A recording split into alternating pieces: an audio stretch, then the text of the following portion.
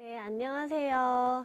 도덕 2 시간입니다. 오늘은 우리 시리 친구가 제일 빨리 찾아와 준 것 같아요. 1등으로. 자, 오늘이 우리 도덕 2 시간 선생님이랑 함께 마지막으로 시즌 1 수업 하는 건데, 잘 지냈어요? 벌써 내일이 주말이죠. 내일부터 또 주말인데, 이렇게 온라인 학교 듣다 보니까 주말이랑 평일이 좀 이제 구분이 되죠. 자, 그러면 이번 시간도 지난 시간 채팅에 올라온 질문 먼저 한번 피드백 해볼게요. 먼저 어떤 사람이 페북에 다른 사람을 간첩이라고 거짓말해서 다른 사람이 욕하게 만든 경우도 폭력인가요? 라고 질문을 해줬는데 어떤가요, 여러분? 폭력이 맞나요? 어떤 폭력에 해당될까요? 젤리 친구 맞다고 해줬는데 어떤 폭력이죠?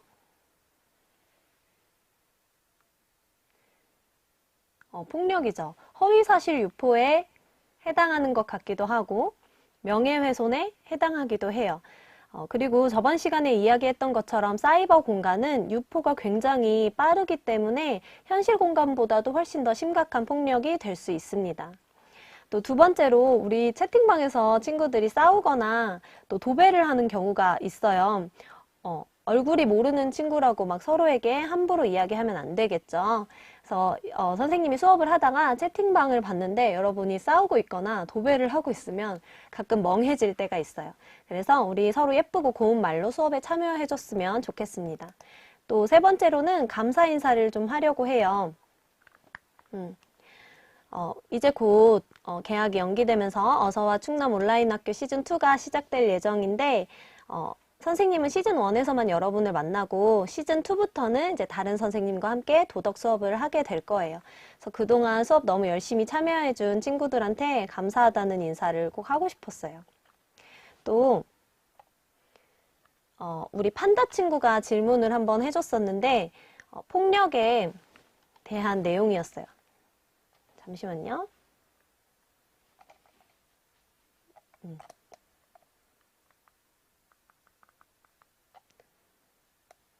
판다 친구가 무서워서 폭력 현장에 가지 못하는 경우도 도덕적으로 나쁜 건가요? 라고 질문을 해줬는데 우리 복습 문제 풀고 바로 판다 친구가 이야기한 상황을 한번 살펴볼 거거든요. 판다 친구 출석했나요?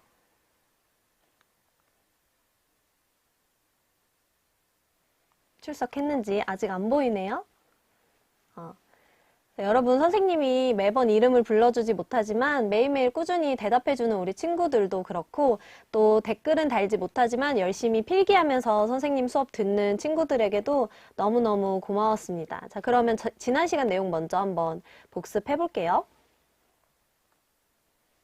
우리 지난 시간에 폭력의 유형에 대해서 한번 알아봤었는데 1번 문제 한번 볼게요. 다른 사람에게 신체적, 정신적, 물질적 피해를 주기 위해 정당하지 못한 방법을 사용하여 상대를 강제적으로 제압하는 것을 무엇이라고 할까요? 1번. 물망주 친구 맞아요. 폭력이죠, 폭력. 우리 지난 시간에는 이 폭력의 유형, 어떤 장소에서 일어나느냐에 따라서 어떤 폭력이 발생을 하는지를 한번 알아봤었어요.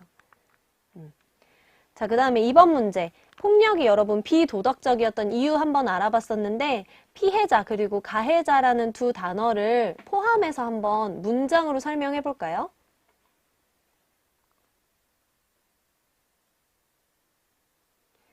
우리 폭력이 비도덕적인 이유를 한 4가지 정도 살펴봤었는데 그 중에 피해자와 가해자 두 단어가 포함되게끔 한번 설명해 볼게요.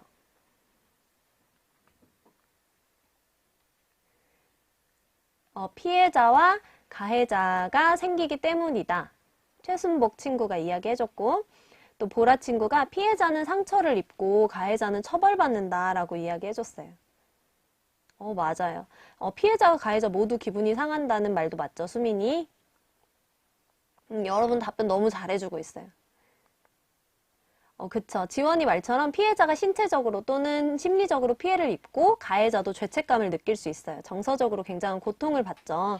이렇게 피해자에게 신체적, 정신적으로 심각한 피해를 줄 뿐만 아니라 가해자 또한 법적, 그리고 경제적 책임을 져야 하고 큰 양심의 가책, 죄책감을 느낀다는 점에서 폭력이 비도덕적이라고 저번 시간에 배웠어요. 자, 3번 문제로 한번 넘어가 볼게요. 사회 구조, 제도 또는 사람들의 의식 등이 폭력을 용인하거나 정당화시키는 형태의 폭력을 뭐라고 부를까? 뭐라고 부를까요, 여러분? 언어폭력 아니에요. 자, 앞에 힌트가 들어가 있어요. 사회 구조 또는 제도. 가해자가 없어진다고 해서 우리 폭력이 완전히 사라지는 건 아니죠? 정당방위 아니에요. 폭력 미화하는 어떤 분위기, 합리화하는 분위기. 이걸 우리 구조적 폭력이라고 했어요. 여러분들 구조적 폭력이라는 말이 단어가 좀 어려웠는지 기억을 잘 못하는 것 같은데 가해자가 직접 피해를 일으키는 것도 폭력의 하나의 원인이 될 수 있지만 이것을 용인하고 넘어가는 분위기, 이런 사회적인 문제들도 구조적인 폭력들도 하나의 폭력이라는 점. 그쵸? 연미가 얘기하는 것처럼 사회적 폭력이라고 부를 수도 있어요. 자, 4번 문제 한번 볼게요. 이번에는 폭력의 유형. 다음은 어떤 폭력에 해당하는지 올바르게 연결해 볼게요. 손이나 발로 때리는 것은 뭐라고 부르나요?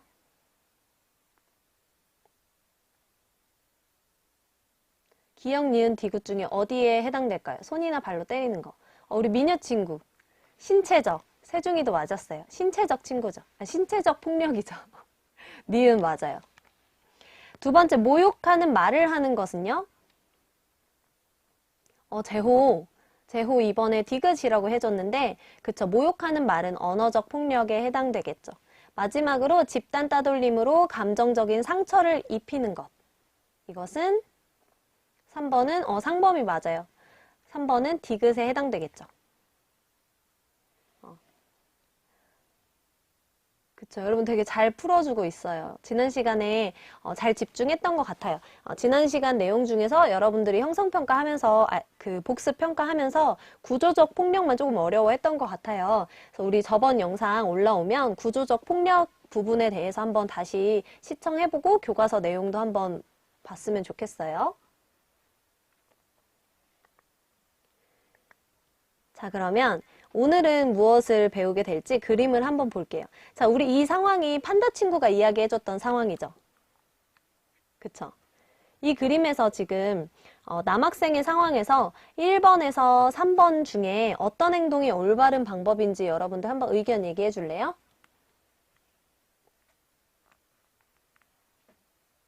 (1번) (2번) (3번) 중에 연미 도와주는 거 지우는 2번이라고 했어요. 2번이요. 2번이라고 대답해주는 친구들도 있고 3번은 어때요? 3번은 올바른 행동이 아닌 것 같아요? 진우는 3번이라고 얘기하네요. 다혜니는 2번, 3번 둘 다. 영채는 3번. 경찰서가 아니라 117에 해야 돼요. 신고하고 도망쳐요. 그쵸? 여러분 지금 이 상황에서 여러 대답이 나왔는데 2번과 3번 모두 좋은 방법이죠. 우리가 무섭다는 이유로 1번처럼 피해버리게 되면 사실 이런 피해는 언젠가 나에게로 돌아올 수도 있어요. 그래서 절대 방관하지 않고 이걸 신고하든가 직접 도와주든가 해야겠죠. 폭력을 쉽게 참고 용인하는 사회적 분위기가 만들어지면 결국 나도 피해자가 될 수도 있고 또 우리가 안정감을 느끼지 못할 수도 있겠죠. 그래서 오늘은 대단원 1단원의 마지막 단원이에요. 중단원 3의 폭력의 문제 중에서 소단원 3에 해당되는 폭력에 대처하는 방법에 대해서 배워볼 예정입니다. 오늘도 역시 우리의 학습 목표 도덕함으로 한번 정리해 볼게요. 머리로 알고, 마음으로 느끼고, 몸으로 행동하고 해야 되는데 우선 폭력의 원인을 알아야 대처 방법을 알 수 있겠죠. 그쵸? 그리고 두 번째로는 폭력을 예방하기 위해서 우리의 감정을 잘 조절하고 또 타인의 마음을 공감할 줄 알아야겠죠. 그래서 마음으로 이렇게 느끼고, 세 번째로는 직접 폭력에 대처하거나 혹은 학교, 가정에서 폭력을 예방하기 위해 우리가 할 수 있는 일은 무엇인지 직접 한번 실천해 보는 것까지 해볼게요. 오늘 미션으로 한번 넘어갈게요. 오늘의 미션입니다. 1번은 폭력이 일어나는 원인에 대해서 일단 성찰하는 것. 그다음에 두 번째로는 폭력에 대처할 수 있는 태도를 기르는 것. 그래서 아까 얘기했던 감정 조절이라든지 공감 능력이라든지, 그리고 세 번째로는 채팅방에서부터 비폭력 대화를 한번 실천해 보는 거예요. 이렇게. 그래서 우리 폭력으로부터 자유로워지고 폭력 없는 사회에 살기 위한 첫걸음을 한번 떼보도록 하겠습니다. 폭력에 대처하고 해결할 수 있으려면 일단 폭력이 왜 일어날까를 알아야 돼요. 그쵸? 폭력의 원인을 개인적 차원과 사회적 차원으로 나눠서 한번 살펴볼 거예요. 개인적 차원을 먼저 보면 첫 번째로 감정 절제 능력이 부족하기 때문에 폭력이 일어나는 경우가 있어요. 여러분 주변에서 성우 비폭력 대화 실제로 책으로도 많이 나와 있어요. 자, 여러분 개인적 차원을 보면 여러분 평소에 욱하는 친구들 있죠? 참고 참다가 확 폭발해서 한꺼번에 분노를 표출하는 친구들을 본 적이 있죠. 혹은 자신이 그러는 경우도 있을 것 같아요. 반에 많아요, 실이. 분노 조절 장애라고 이야기해주기도 했는데 다혈질이기도 하고, 그렇죠. 심각한 경우에는 장애로 나타나기도 하는 이런 감정 조절 능력이 부족한 경우는 폭력으로 쉽게 나타날 수 있어요. 우리가 폭력으로 쉽게 나타나기 쉬운 감정이 바로 분노거든요. 그리고 분노를 잘 조절하게 되면 사실 이성적인 판단이 가능한데 그게 불가능하기 때문에 폭력이 발생하는 거죠. 자, 두 번째는 공감 능력이 부족하기 때문이에요. 자, 여러분. 연쇄살인범 있잖아요. 연쇄살인범, 흉악범 중에서 굉장히 많은 비율의 사람들이 공감 무능력자라는 사실을 들어본 적 있어요?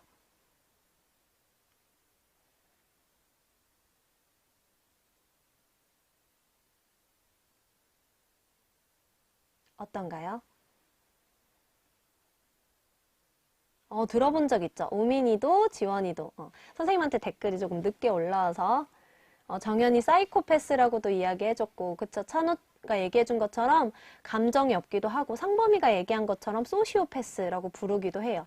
다른 사람의 마음을 공감할 수 없으면 어떤 문제가 일어나냐면 내가 어떤 행동을 했을 때 그 결과가 어떻게 나타날지 예측하지 못하거나 혹은 예측을 했음에도 불구하고 그 사람이 느낄 고통, 분노, 아픔 이런 것들을 공감하지 못하게 되는 거예요.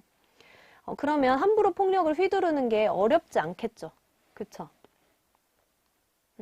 우리 소시오패스가 뭐냐고 물어봤는데 사람들의 마음을 잘 공감하지 못하는 경우, 이런 경우 사회적인 어떤 적응 능력이 많이 결여된 경우를 의미합니다. 그 다음에 세 번째로는 자기중심적 행동이에요. 자기의 이익이나 화풀이를 위해서 정당하지 못한 방법, 즉 폭력을 이용해서 문제를 해결하려고 하는 경우, 이런 경우에는 폭력의 심각성보다 내 이익, 이로 인해 내가 얻을 이익이 더 중요하기 때문에 폭력을 휘두르는 거겠죠. 네 번째로는 폭력적 의사소통이에요. 우리 아까 이야기했던 비폭력 대화를 실천하지 못하는 경우, 이런 경우 충분히 폭력적인 의사소통이 일어날 수 있는데, 선생님이랑 갈등을 평화롭게 해결하는 방법으로 3가지 알아봤었는데 기억나요? 2글자씩이었는데. 갈등을 평화롭게 해결할 수 있는 대화 방법.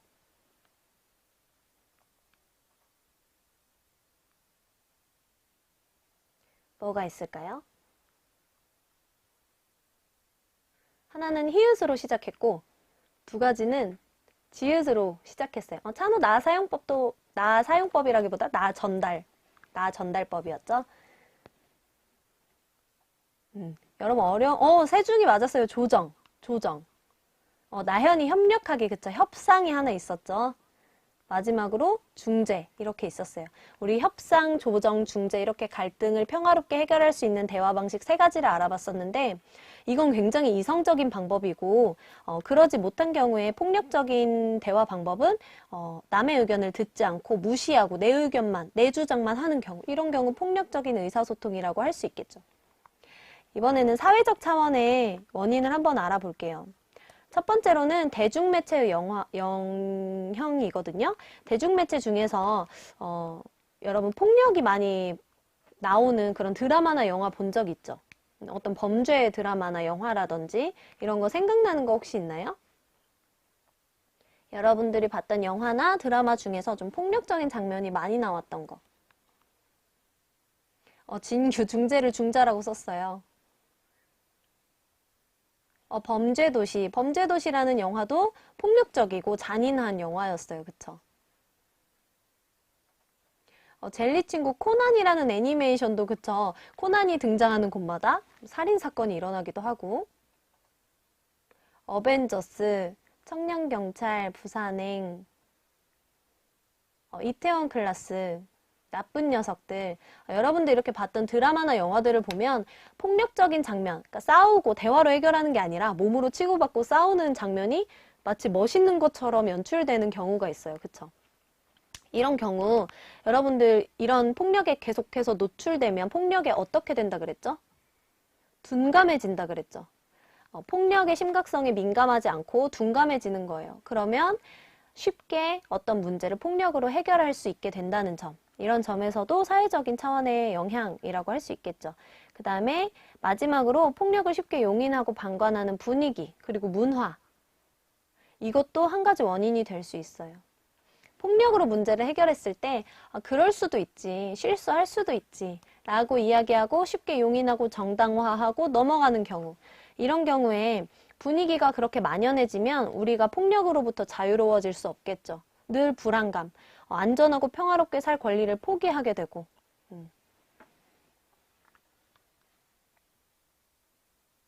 진규 너무 똑똑해요. 구조적 폭력. 지금 사회적 차원에서 다루는 원인들 있죠. 폭력의 원인들.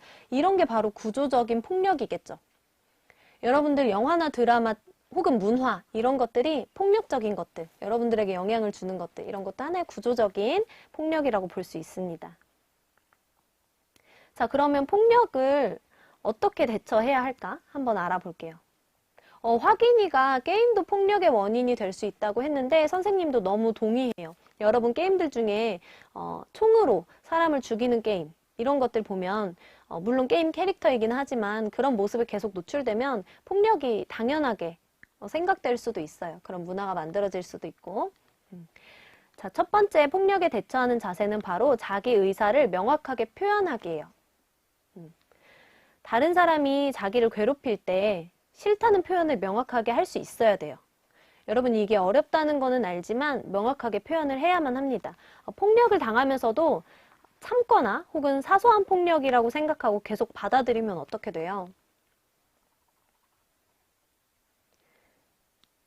그러면 상대방은 자신의 행동이 폭력이라는 사실을 알지 못해요. 잘못됐다는 사실을 알지 못하고 장난처럼 계속 폭력을 행사할 거예요. 물론 폭력을 행사하는 사람이 나쁜 거지만 나도 내가 그게 싫다는 것을 명확하게 표현을 해줘야 합니다. 아래 상황을 볼게요, 여러분. 더 심해져요, 물방울 친구. 맞아요. 계속 쌓여요, 인서. 인지를 못하죠. 잘못인 거를. 지금 이 상황이 그런 상황이거든요. 나는 같은 반인 세모 친구가 학용품을 빌려간 후에 돌려주지 않아서 어떻게 해야 할지 모르겠다. 그리고 친구 사이라면서 두 손으로 내 볼을 잡고 비트는 경우가 많다. 나는 누군가가 내 볼을 만지는 것을 싫어하는데 나는 세모 친구에게 그러지 말라고 해야 할지 말아야 할지 계속 고민이 된대요. 여러분 같은 경우에 이 사례의 주인공이라면 세모 친구에게 뭐라고 이야기를 할 것 같아요? 시리 애들이 볼 귀엽다고 매일 꼬집어요. 하지 말라고 확실하게 표현해야 돼요. 승상이. 맞아요. 그쵸. 진규 말처럼 이때 제때 말하지 못하면 나중에는 폭발해서 너 왜 그러냐고 갑자기 왜 그러냐고 그럴 것 같다고 이야기해줬어요. 욱할 수 있죠. 볼 만지는 거 싫다고 할 것 같아요. 지원이. 의사를 명확하게 표현해야죠. 선생님에게 알려요. 인서. 맞아요. 안 해줬으면 해. 이런 식으로 말한다고 수연이가. 그쵸. 자기 의사를 명확하게 표현하기 위해서 빌려갔던 학용품 이제 돌려줘. 그리고 나 누가 내 볼 만지는 행동 싫어해. 재미없으니까 앞으로는 하지 마. 라고 명확하게 내 의사를 전달해야 해요. 여러분 아주 훌륭하게 대답을 해줬는데 사실 실제 상황에서는 친한 친구에게라도 이렇게 말하는 게 어려울 수는 있어요. 하지만 의사를 충분히 표현을 해야 상대방도 그게 문제라는 걸 알고 실수하지 않을 수 있으니까 꼭 자기 의사를 표현해야 해요. 자, 그런데 만약에 의사를 표현했음에도 불구하고 폭력이 해결되지 않을 경우에는 어떻게 해야 되는지 한번 볼게요. 의사를 표현하기 너무 어려운 상황일 때, 그리고 의사를 표현했지만 해결되지 않았을 때, 이럴 때 아까 우리 친구들이 이야기한 것처럼 선생님에게 요청을 한다든지 이렇게 도움을 적극적으로 요청해야 합니다. 자, 집에 가족에게 도움을 요청할 수도 있고 혹은 선생님에게 도움을 요청할 수도 있어요. 여러분들 만약에 보복이 두렵다는 이유로 혹은 자신의 피해가 창피하다는 이유로 도움을 요청하지 않고 참고 숨기다 보면 시간이 지날수록 여러분 몸과 마음은 굉장히 치명적인 피해를 입을 수 있어요. 그래서 꼭 주변에 가까이에 계신 부모님과 선생님께 도움을 요청해야 해요. 혹은 직접 전화로 신고를 할 수도 있겠죠. 우리 정연이랑 상우 친구가 117에 신고하기 얘기해줬는데 그렇죠. 24시간 전화통화가 가능한 117에 전화를 할 수도 있고요. 그 다음에 샵 0117에 문자 메시지로 자기의 위기 상황을 신고를 할 수 있습니다. 또는 인터넷 상담을 할 수도 있어요. 여러분 핸드폰으로 위센터 들어가서 직접 신고를 하는 것도 가능해요. 지금 여러분 선생님이 채팅 보고 있는데 수업과 관련 없는 얘기로 다른 친구들의 학습을 방해하는 경우가 있어요. 근데 선생님이 그동안 채팅방이 깨끗해서 별 말을 안 했었는데 여러분 전에도 얘기했지만 여러분들 지금 채팅방에 올리고 있는 어떤 욕설이나 남에 대한 명예훼손 이런 것들은 다 기록에 남기 때문에 신고 가능합니다. 조심해 주세요. 자, 그리고 다음으로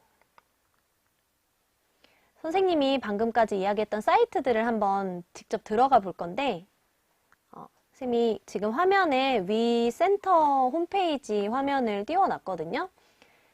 위센터를 들어본 적 있어요, 여러분? 재호가 학교에 있는 위클래스로 가서 상담할 수도 있어요 라고 얘기했는데 맞아요.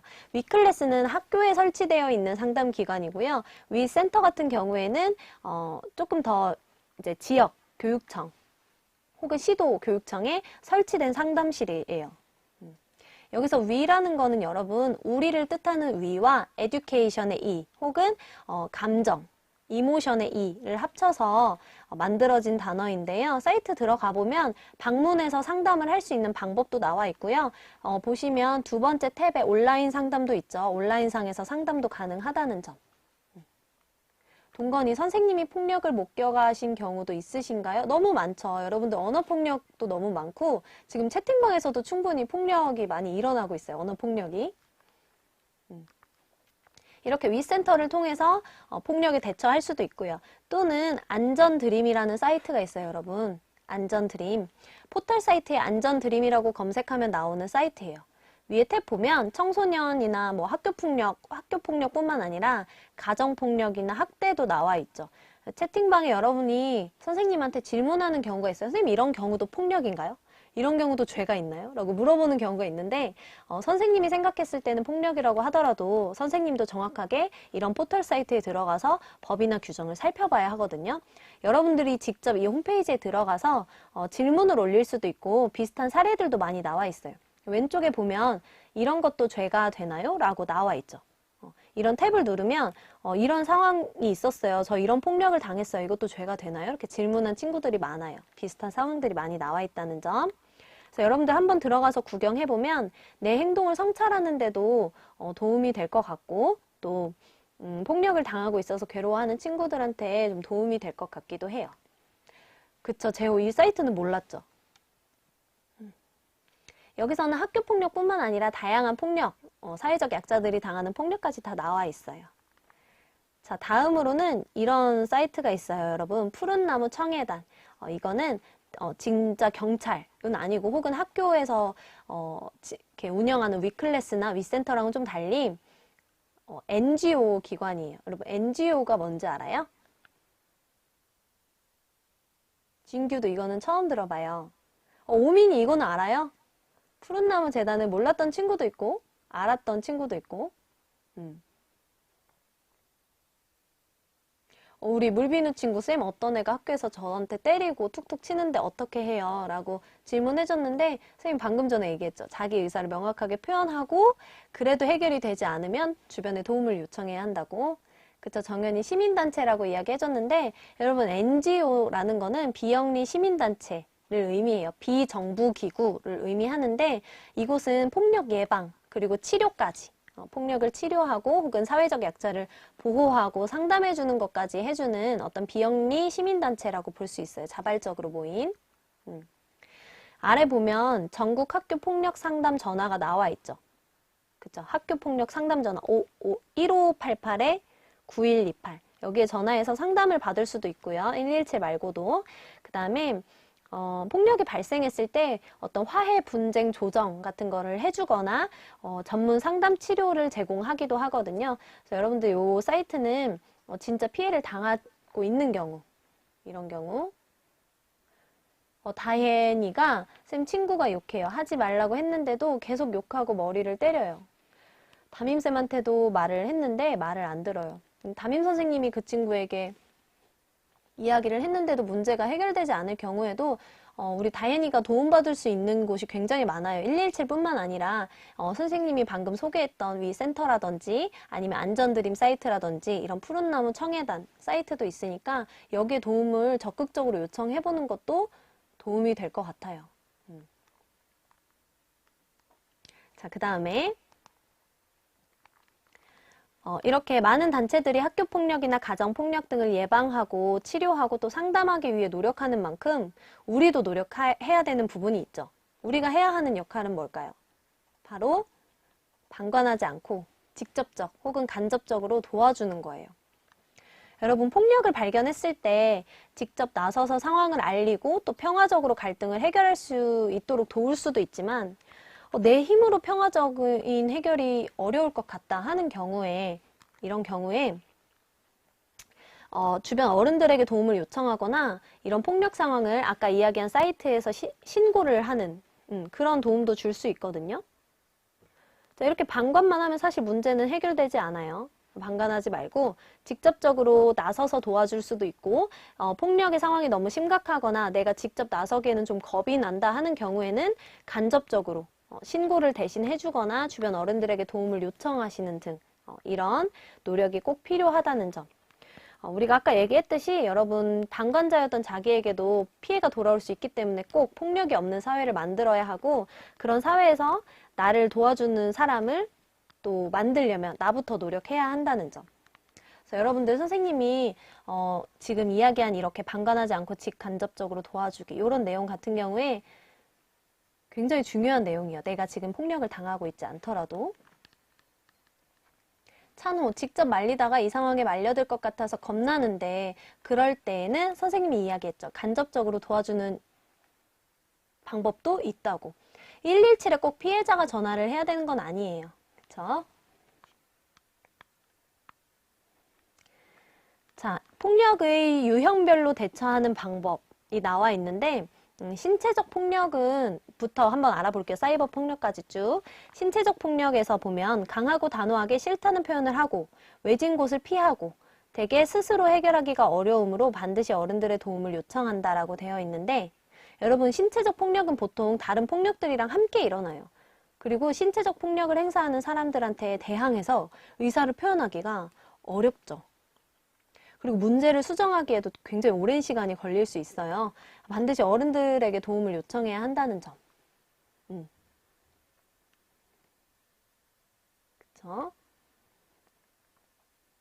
그 다음에 두 번째로 언어적 폭력 같은 경우에는 여러분 일상 속에서 가장 많이 일어나는 폭력이에요. 우리 저번 시간 폭력의 유형에서 학교에서 가장 많이 일어나는 유형의 폭력이 바로 언어적 폭력이었죠. 언어적 폭력은 신체적 폭력과는 좀 달리 상황에 따라서 주변 사람들한테 웃음을 주는 경우가 있어요. 웃음을 주거나 재미를 주는 경우가 있는데 그러면 이 재미에 푹 빠져서 행동을 수정하지 못하는 경우가 있죠. 이럴 때는 그러니까 내가 싫어하는 별명을 부르거나 말장난을 하거나 욕설을 했을 때 내가 이 상황을 재미없게 만드는 게 가장 중요해요. 아까 정확하게 의사를 표현한다고 했었잖아요. 그래서 웃지 않고 이 상황을 재미로 넘기지 말고 장난으로 넘기지 말고 웃지 않고 나 네가 그 말 하지 않았으면 좋겠어 라고 정색하고 갑자기 분위기를 싸하게 한번 만들어 보세요. 그럼 그 친구는 더 이상 그 말장난을 통해서 재미를 얻지 못할 거예요. 그래서 이렇게 같은 언어폭력으로 받아치지 않고 화를 내지 않고도 문제를 해결할 수 있다는 점. 세 번째로 정서적 폭력은 정서적 폭력은 잘 드러나지 않게 은근히 괴롭히는 경우 있죠. 은근히 괴롭히는 경우, 이런 경우 험담이나 소문을 퍼뜨리거나 은근히 따돌리는 이런 행위 같은 경우에는 여러분들 그 친구에게서 뭔가를 바라지 마세요. 여러분들 주변을 한번 살펴보면 상대방을 배려하고 존중할 수 있는 친구들이 충분히 있어요. 그래서 그 친구들하고 어울리는 게 훨씬 좋습니다. 그래서 너무 그 관계에 연연해서 그 친구가 나와의 관계에서 우위를 차지한다고 느끼지 않게끔 해주는 게 중요해요. 그 다음에 마지막으로 사이버 폭력 같은 경우에는 여러분 즉각 대응하지 마세요. 그리고 그 장면들을 캡처하거나 증거 자료를 차곡차곡 모아놓는 방법이 중요합니다. 그래서 심각할 경우에는 반드시 어른에게 도움을 요청하고 누군가가 여러분에게 협박했을 때 함부로 이렇게 대응하거나 하지 말고 일단은 증거 자료를 남겨놓으세요. 선생님이 아까도 이야기했듯이 여러분들이 이 주요 채팅방에서 말하는 어떤 댓글들, 그리고 어떤 사이트에서 혹은 SNS에서 허위 사실을 유포하거나 이런 기록들은 영원히 지워지지 않아요. 사이버 공간은. 그래서 어떻게 해서든 처벌할 수 있기 때문에 휘둘리지 말고 증거 자료를 모아놓는 게 중요합니다. 이렇게 유형별로 폭력을 대처하는 방법을 한번 알아봤어요.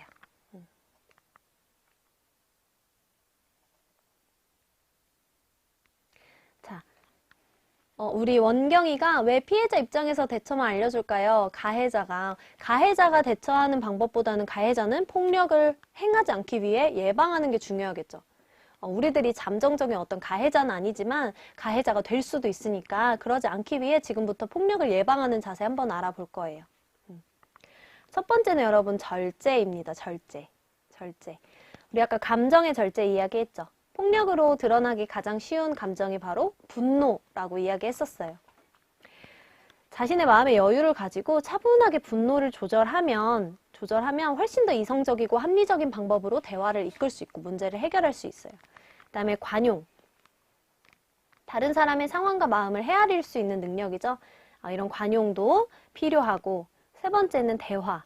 다른 사람의 관계에서 갈등이 발생했을 때 배려하고 존중하는 자세로 대화에 임하는 것도 중요해요. 그래서 비폭력 대화, 나 전달법, 협상, 조정, 중재 이런 방법들이 이 대화의 방법으로서 중요한 거죠.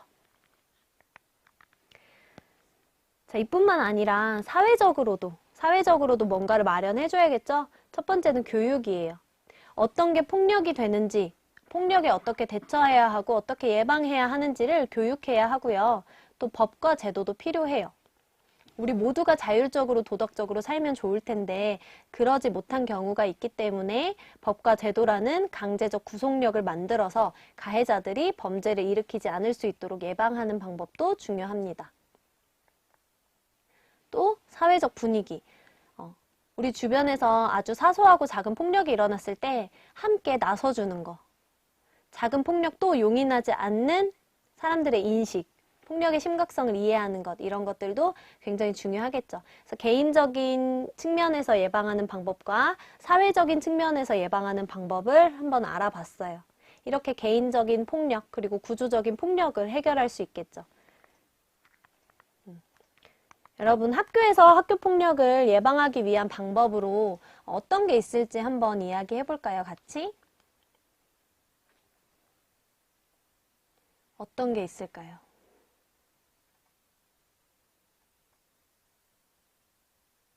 학교 폭력을 예방하기 위한 방법.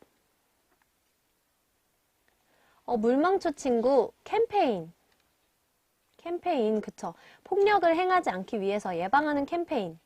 실이 같이 협력하는 습관을 기르는 거, 진규 명확한 의사표현을 하는 거. 그쵸. 토구의 친구 학교를 안 가면 안 되겠죠. 문제를 적극적으로 해결하려고 해야죠. 제호 같이 협력하고 다 같이 사이좋게 지내요. 역할놀이.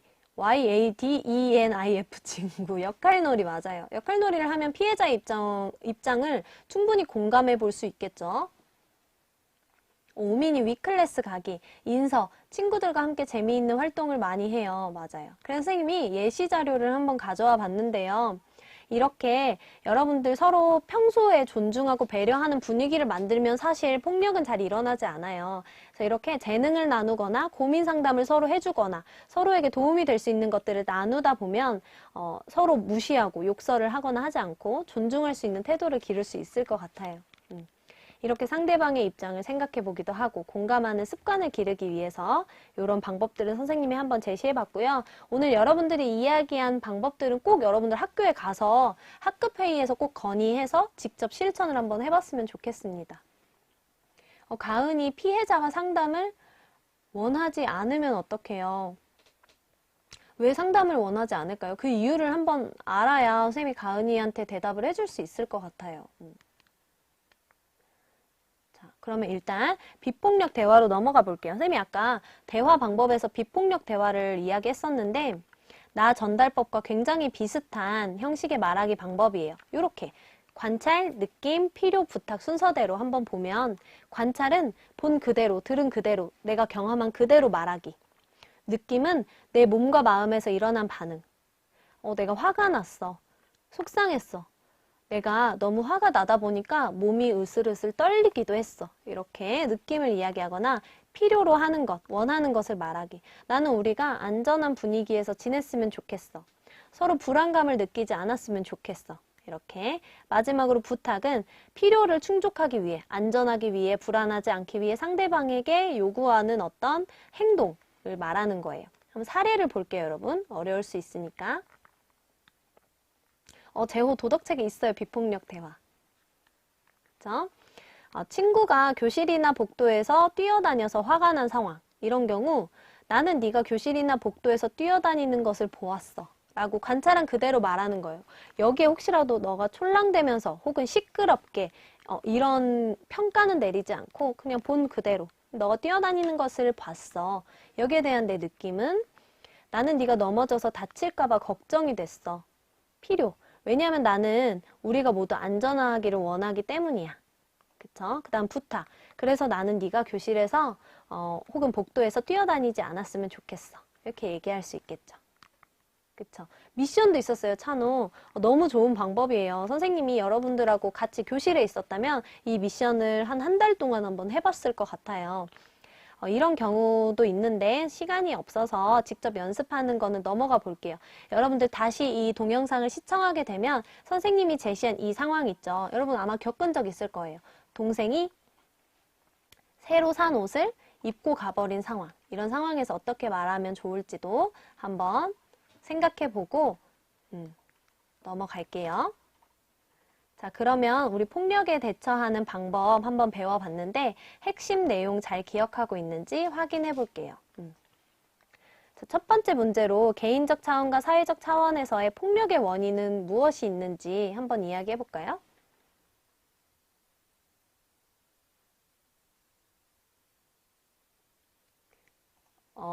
원인이요, 원인. 이런 것들 있죠. 감정 절제. 진규가 얘기한 것처럼 감정을 절제하지 못하거나 공감 능력이 부족하거나 자기중심적이거나 그쵸. 물망초 친구도 맞았어요. 찬호 개인적 차원에서 이런 것들. 그쵸. 맞아요. 요즘 열심히 들었네요, 여러분. 맞아. 육룡이도 맞아요. 그리고 이번 문제로 넘어가 볼게요. 비폭력 대화의 형식 4가지 방금 살펴본 거죠.